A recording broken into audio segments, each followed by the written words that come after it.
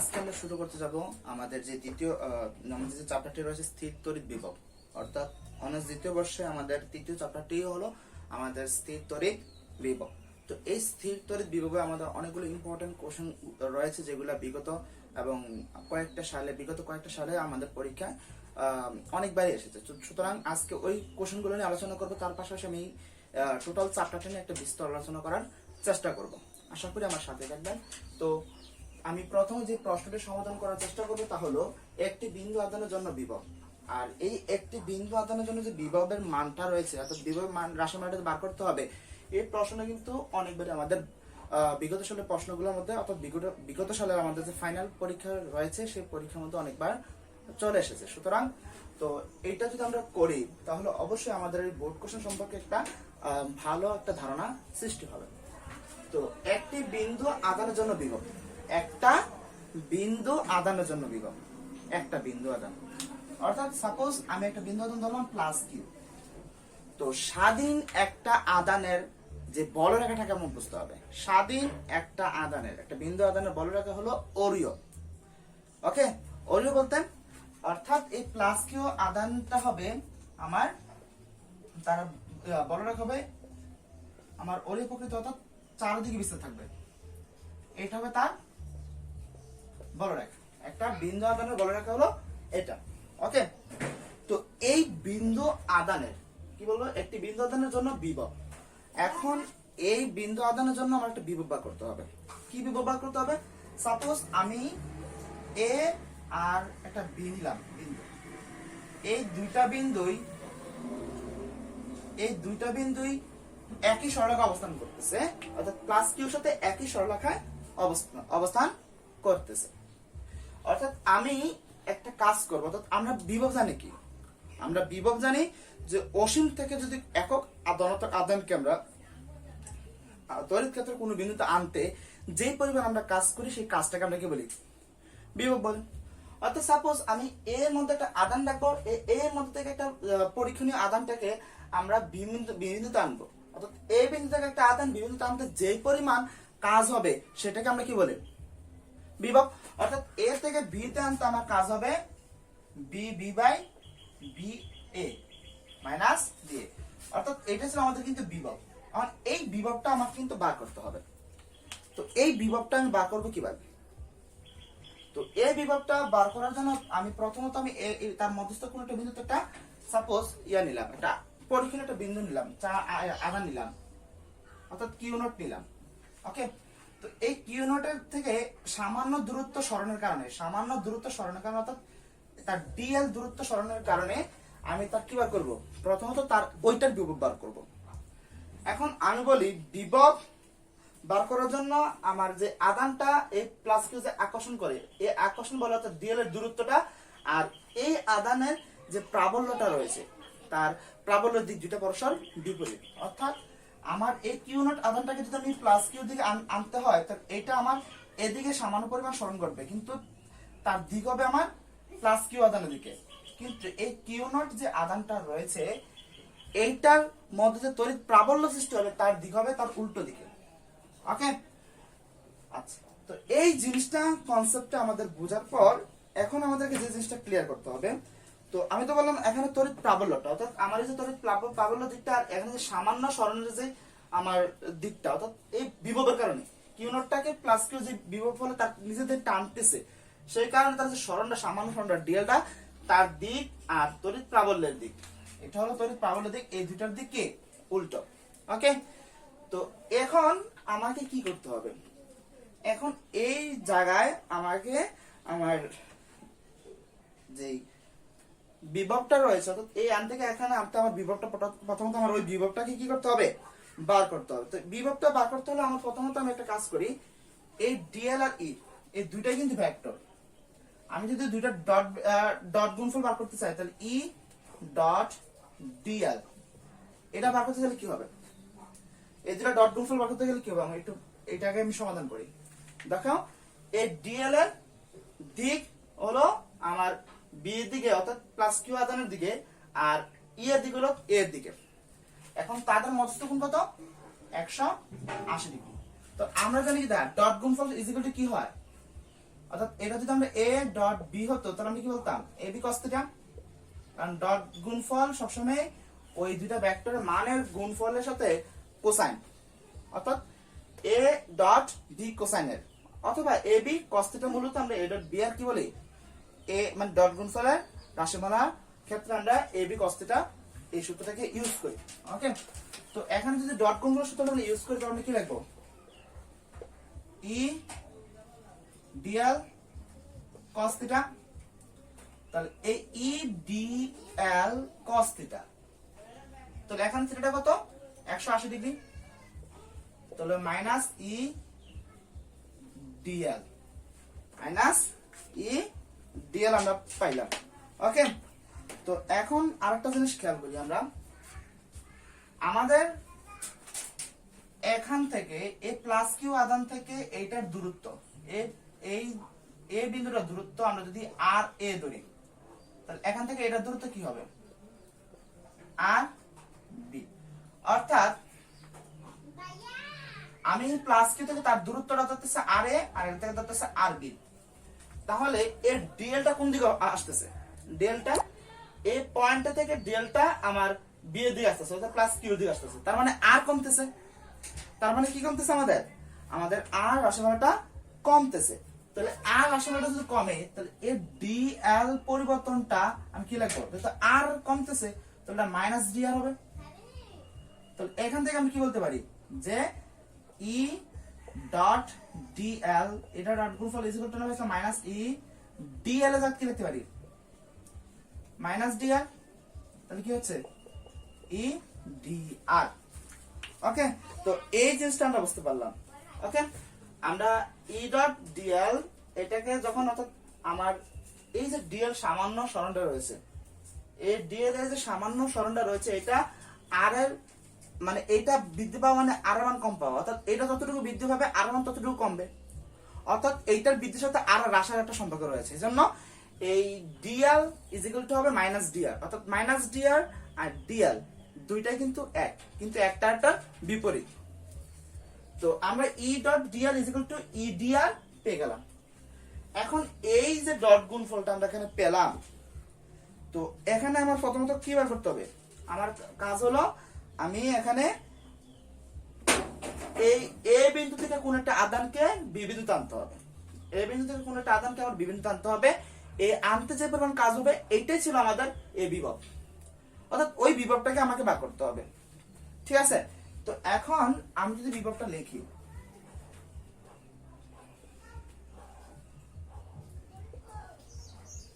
কি হবে এখানে কাজ কি হচ্ছে, আমার এখানে কাজ হচ্ছে ই ডট ডিএল, অর্থাৎ আমার এখানে একটা কাজ হচ্ছে। ঠিক আছে,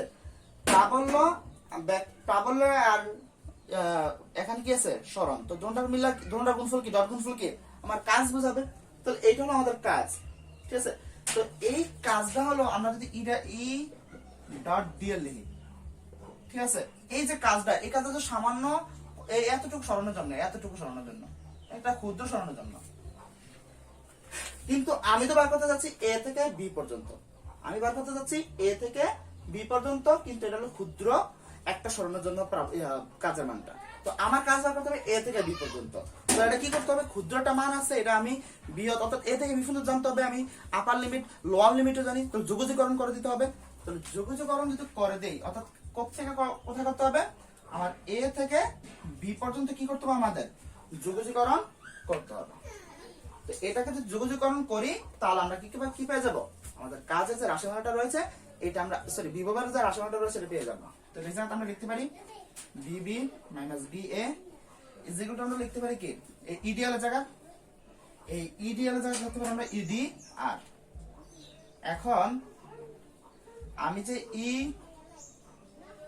ডিআর লিখে ফেললাম, আর এ কনভার্ট করলাম, আর এ কনভার্ট করলে কি করতে হবে, আমার এই লিমিটটা কি হবে, এ কি হবে, এ হলো এর দূরত্ব, অর্থাৎ আর এ, আমার এই লিমিটটা যেটা ইয়া ছিল লোয়ার লিমিট, এটা আর এ হয়ে যাবে, আর এ, তারপর এই লিমিটটা ছিল কই এ বি, আমার আপার লিমিটটা কি ছিল বি, তাহলে এখানে কি যাব, এই বি এর জায়গায় কি হবে আর বি হয়ে যাবে। ওকে, তো আর বি আমরা করে ফেললাম। আচ্ছা আমরা একটু সুন্দর করে লিখি।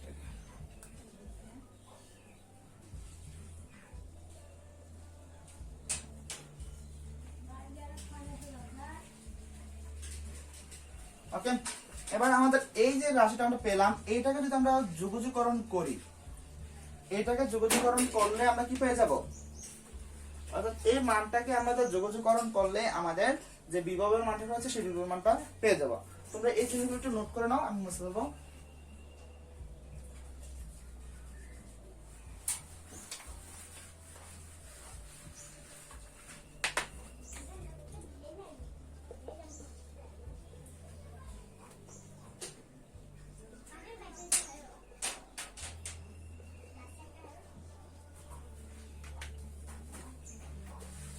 আমরা e ইজ ইকুয়াল টু কি জানি? e ইজ ইকুয়াল টু হলো 1/4 pi epsilon naught into Q by R square. Okay, তো আমরা মানটা বসিয়ে দেব। bb ba is equal to R A R B, আমাদের মান হলো 1/4 pi epsilon naught into Q by R square dr। Okay, তো এখান থেকে আমাদের এই মানগুলো হলো ধ্রুবক, ঠিক আছে? কারণ আমার এখানে সাপেক্ষে হচ্ছে আ, তো আর এর সাপেক্ষে এই মানগুলো ধ্রুবক, তো ধ্রুবকগুলো আমরা সামনে নিয়ে আসতে পারি। Q by 4 pi epsilon naught into R A R B, তাহলে কি থাকতেছে 1 by R square dr। Okay, তো এটাকে যদি আমরা যোগজীকরণ করি তাহলে কি হইতেছে আমাদের 4 pi epsilon naught 1 by R square কে যোগজীকরণ করলে হবে 1 বাই আর স্কয়ার মানে হলো, যদি সাইড নোটে লিখে এটারে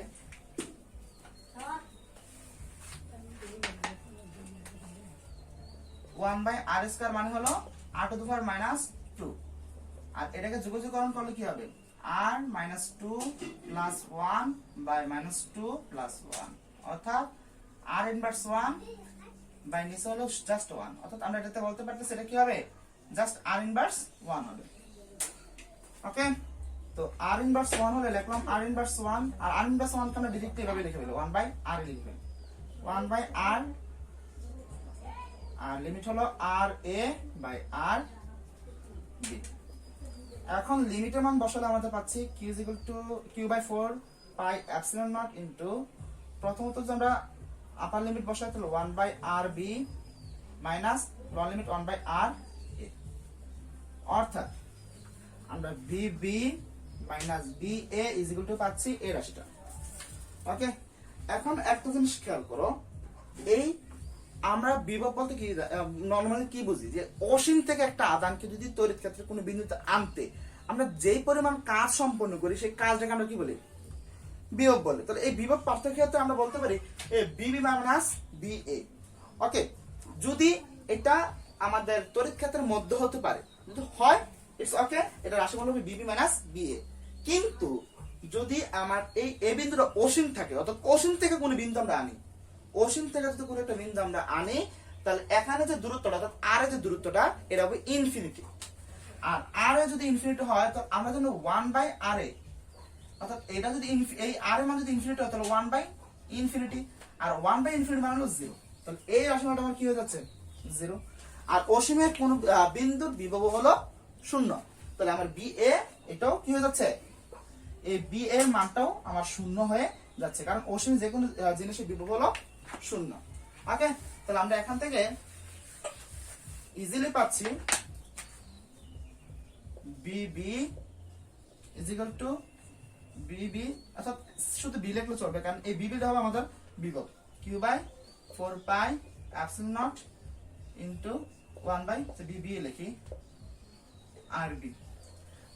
যেহেতু এখানে বি এর কোনো বিভব নাই আর আর ইনফিনিটি হওয়ার কারণে বি এর কোনো বিভব নাই, তাহলে জাস্ট ওই বিন্দু আধানের জন্য যে বিভবটা কাজ করতেছে সেটা হলো আমাদের এই বি এর বিভবটাই। সুতরাং আমরা এখানে শুধু বি লিখতে পারি, B is equal to by 1/4 pi epsilon naught into Q by R, আর এটাই ছিল আমাদের বিভবের রাশিমালা। আশা করি তোমরা বুঝতে পারছো। ওকে,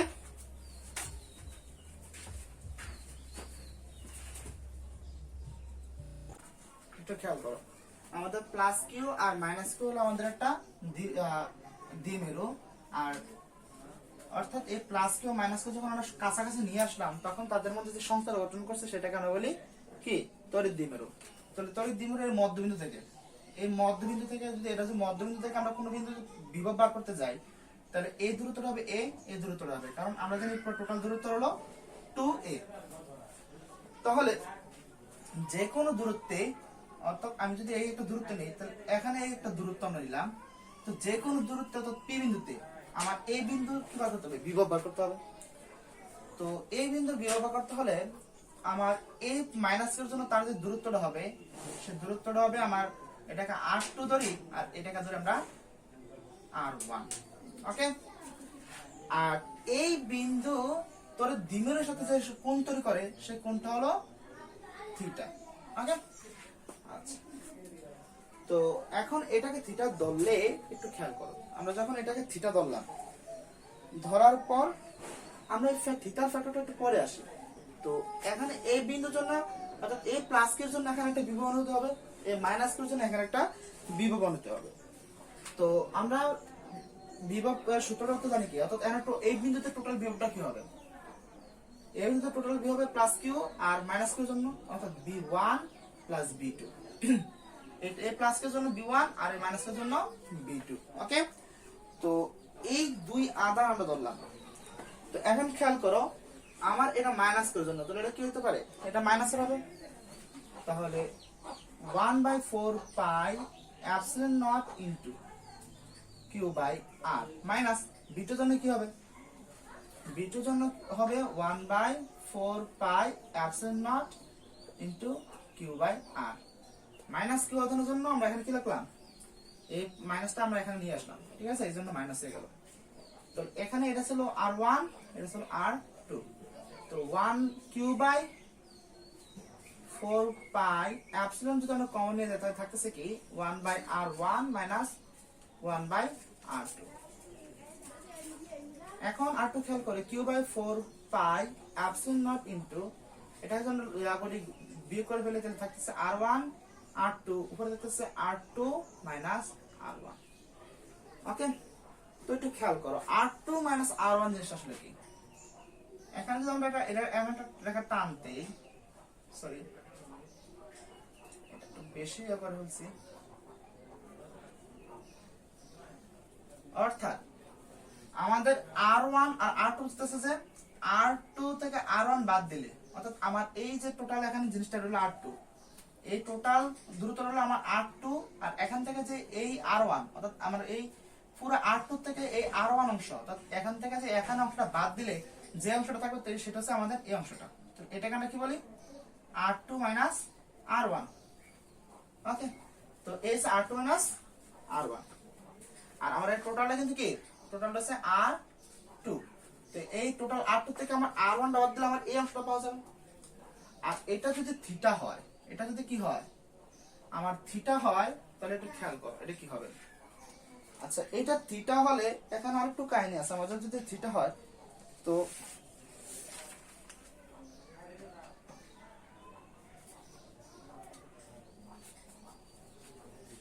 আমাদের এখানে আরেকটু কথা আমি বলে নেই, এই r1 r2 কিন্তু প্রায় সমান তারা বলতেছে, কিন্তু পুরোপুরি সমান না, কিন্তু প্রায় সমান, একটু পার্থক্য আছে তাদের মধ্যে। এই জন্য আমরা r1 আর r2 যে গুণফলটা আমরা কি ধরবো r স্কয়ার ধরতে পারি, ঠিক আছে, r স্কয়ারও ধরতে পারি। তো সেই সময় একটু খেয়াল করো আমাদের এইটা যদি থিটা হয়, এটা থিটা হলে এই থিটার মানটা ক্ষুদ্র হওয়ার কারণে, থিটার মানটা ইয়া হওয়ার কারণে মানে ক্ষুদ্র পার্থক্য হওয়ার কারণে আমাদের এটাকে আমরা কি ধরতে পারি, থিটা ধরতে পারি। যদি এটাকে আমরা থিটা ধরতে পারি তাহলে আমরা কি বলতে পারি, এটা থিটা, তাহলে এটা ভূমি। ওকে, তাহলে এটা যদি ভূমি হয় তাহলে আমরা কি বলতে পারি, ভূমি বাই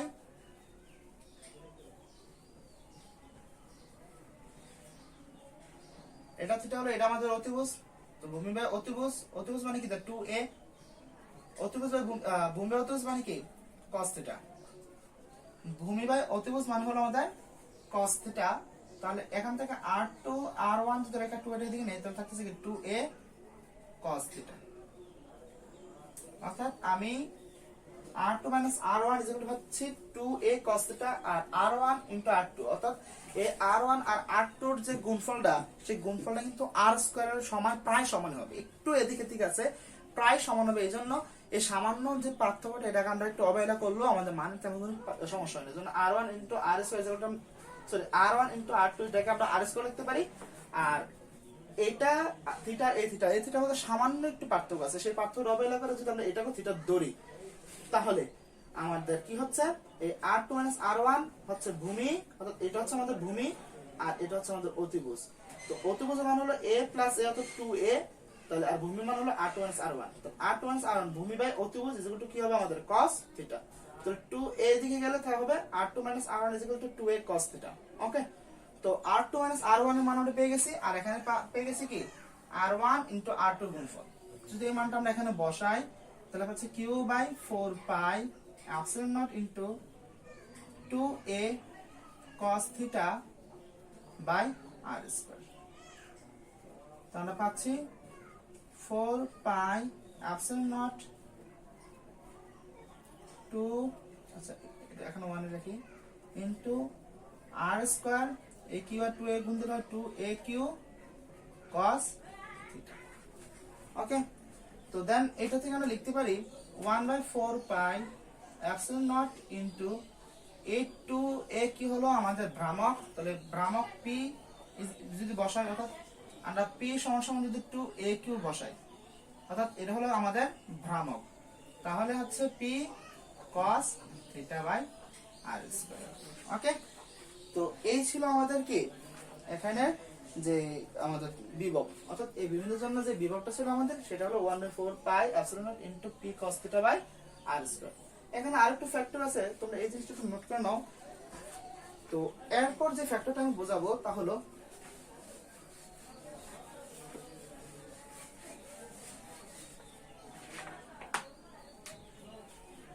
আমরা তো পাইলাম b is equal to 1/4 pi epsilon naught into p cos theta by r square।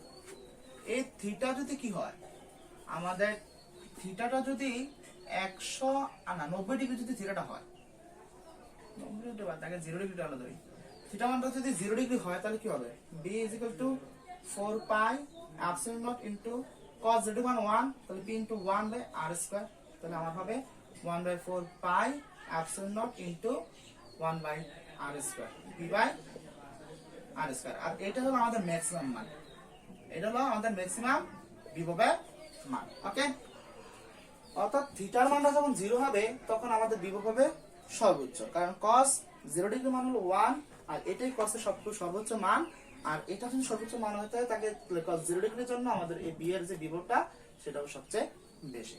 ওকে, তো সর্বনিম্ন মানটা কি হবে? সর্বনিম্ন মানের জন্য আমার থিটাটা হবে 180 ডিগ্রি, কারণ থিটা যখন 180 ডিগ্রি হয় তখন cos theta is equal two হয় -1, আর এটা ছিল আমাদের cos থিটার সর্বনিম্ন মান। ওকে, তো আমি যদি এই 180 ডিগ্রি বসাতে তাহলে পাচ্ছি b is equal to 1/4 pi epsilon naught into p cos 180 by r square, অর্থাৎ 1/4 পাই epsilon naught into p minus p আর কি যেহেতু 180 এটা -p by r square। ওকে, তো সুতরাং মাইনাস চলে আসতেছে, তো এই মানটা হলো আমাদের কি সর্বনিম্ন মান অর্থাৎ আমাদের মিনিমাম মান। ওকে, তো থিটার মান যখন 90 ডিগ্রি হয় থিটার মান যখন 0 ডিগ্রি হয় তখন আমাদের বিভব হয় সর্বোচ্চ, আর থিটার মান যখন কি হচ্ছে থিটার মান যখন আমার হচ্ছে 180 তখন হচ্ছে সর্বনিম্ন, আর থিটার মান যখন 90 ডিগ্রি হবে আমাদের থিটার মান যখন 90 ডিগ্রি হবে তখন আমার যে মানটা হবে এই মানটা হবে আমাদের অর্থাৎ বিভব মানটা হবে 0, অর্থাৎ থিটা মান যদি 90 ডিগ্রি হয় তাহলে বিভব হবে 0। কিভাবে 0 হবে 1/4 পাই epsilon naught into p, তো cos 90 মান কি হবে 0 r square, তাহলে টোটাল রাশিটা কি হয়ে যাবে 0, অর্থাৎ থিটা মান 90 ডিগ্রি হলে আমার পুরো রাশির মান হয়ে যাচ্ছে কি 0। আশা করি এটা বুঝতে তেমন কোনো সমস্যা হবে না। তো তড়িৎ দ্বিমেরুর জন্য যে কোনো বিন্দুতে বিভব আমরা কিন্তু ওই ইজিলি বার করতে পারি, আর সেক্ষেত্রে যদি আমাদের যে কোণটা অর্থাৎ থিটাটা অর্থাৎ আমার দ্বিমেরুর সংস্থার সাথে ওই দৈস্যি বিন্দু যদি মধ্যস্থ কোণটা এটা যদি 90 ডিগ্রি হয় তাহলে এখানে কোনো বিভবই হবে না। যদি 180 ডিগ্রি হয় তাহলে এটা সর্বনিম্ন বিভব হবে। আর যদি এটা 0 ডিগ্রি হয় তাহলে এই সংস্থায় আমার তড়িৎ বিমেরুর জন্য ওই বিন্দুর যে বিভবটা রয়েছে সেই বিভবটা হবে সর্বোচ্চ। তো আশা করি এই টপিকটি তোমাদের জন্য খুবই বোধগম্য ও সহজ হয়েছে। যদি তারপরেও বুঝতে কোনো সমস্যা থাকে তাহলে অবশ্যই কমেন্ট করে জানিয়ে দেবেন।